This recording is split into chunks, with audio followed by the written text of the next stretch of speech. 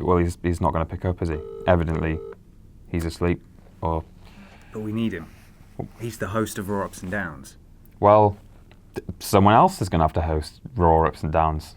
And it's not going to be me, let me tell you. I don't even know who Raw is, so I can't do it. It's going to have to be me, isn't it? It's going to have to be me. Yeah. Hello everyone, I'm Ben from WhatCulture. No, I'm not Simon Miller. Simon Miller isn't here, so allow me to be your punching bag in the comments and the dislike like bar below. Right, massive bloody Raw this week. Loads happened, so let's have a look at some ups and some downs and just have a merry little time.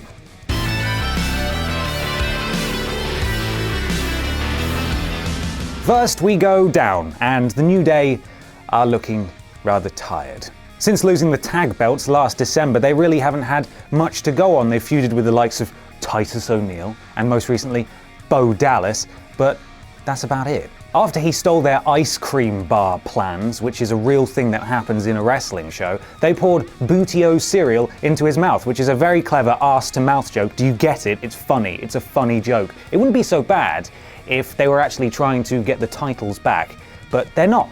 They're just sort of meandering aimlessly, doing kiddie jokes. And they were fantastic, don't get me wrong, everyone loved them, but they need something to happen to bring them back into relevance. And up now, and Braun Strowman's getting pretty bloody good, isn't he?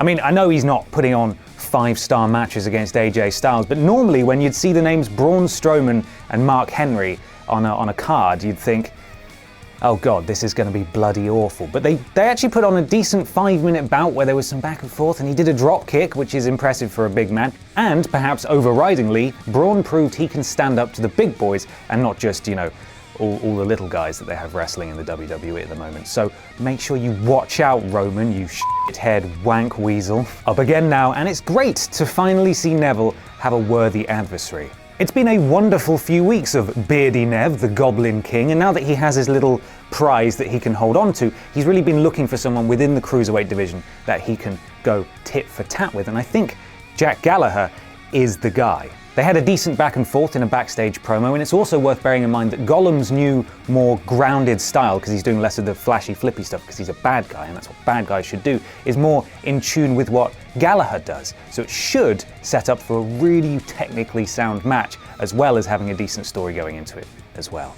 Another down, and Emmalina finally debuted. Now, I was a huge fan of Emma when she was doing like the bubble popping stuff, and I was an even bigger fan of her when she was Evil Emma. So I don't know how I'm meant to feel that after months, Emmalina debuts, she walks down the aisle, she comes in, she says, hey, I'm Emmalina, I'm here. Now I'm gonna go and transition back to Emma. And I'm happy because I liked Emma, and I don't know about Emmalina, but she's been cleared to wrestle for a while, and I think WWE might be confused that actually she's there to wrestle and not transition quietly behind the scenes, and it's just... But who gives a fuck about that when it turns out that Roman Reigns is actually vulnerable? This is an up. One of many things that people find so infuriating about the big dog is how he just shakes off beatings as if he's wearing some kind of body armor with 2 R's on it and maybe a fist protector with brass knuckles in. It's weird that, isn't it?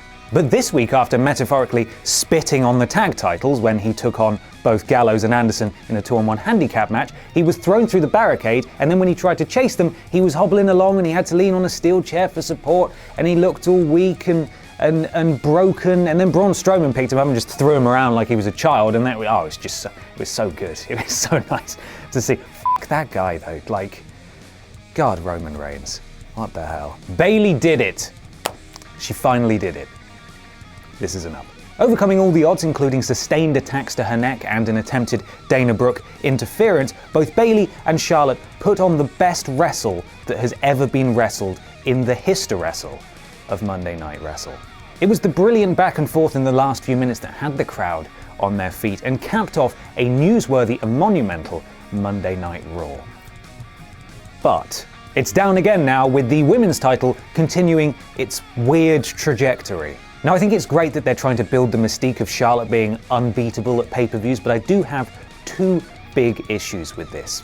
Firstly, with the title changing hands on Raw, it feels like a retread of what Charlotte and Sasha did last year, and it just sort of feels extremely predictable. And secondly, assuming Charlotte is going to win back the title at Fastlane, which she probably will, and Bayley is then going to have her big moment at WrestleMania where she dethrones Charlotte and defeats her unbeaten record on pay-per-view, why ruin that by having it happen 7 weeks earlier on an episode of Raw? It just feels really weird. It was done immaculately well in NXT between Bayley and Sasha Banks, when Bayley was chasing Sasha for months and months and months, and several takeovers she couldn't beat her, and then finally at TakeOver Brooklyn, the biggest takeover so far, in front of everyone, she finally did it, and it felt huge. So if they're gonna have it happen at WrestleMania, why ruin that? Why do that on Raw? It's just weird. A final up now, and Jeri-KO is no more. We all knew it was going to happen at some point, but I don't think any of us could have predicted quite how well it was gonna go. During Jericho's beautiful festival of friendship that included a crap magician, naff artwork, and a returning legend in Gilbert, Kevin Owens also had a gift for Jericho. It was a list, a brand new list for him. And as Jericho took it out, it turns out it was actually the list of KO, and the only name on it was Jericho.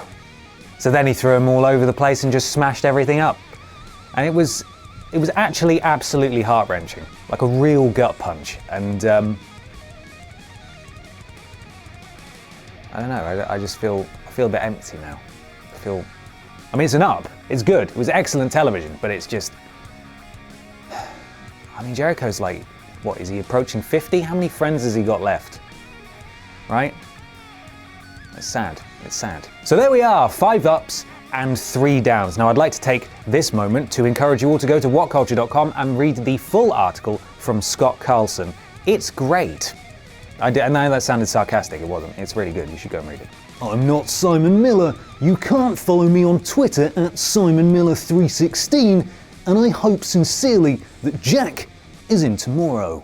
We're never going to stop doing magazines called wrestling. It's time for issue 4, the first magazine of 2017. And to celebrate, we're looking back on the wrestling year that was, including end-of-year awards for best and worst matches of 2016, best and worst wrestlers of 2016, best and worst feuds, and many more. Also, a gigantic career retrospective on AJ Styles, Dixie Carter's crimes against wrestling, and how WWE should have booked the road to WrestleMania 2016, written by this sexual Catherine Wheel. As ever, the magazine is available now to order at shop.whatculture.com. For the love of God, buy it.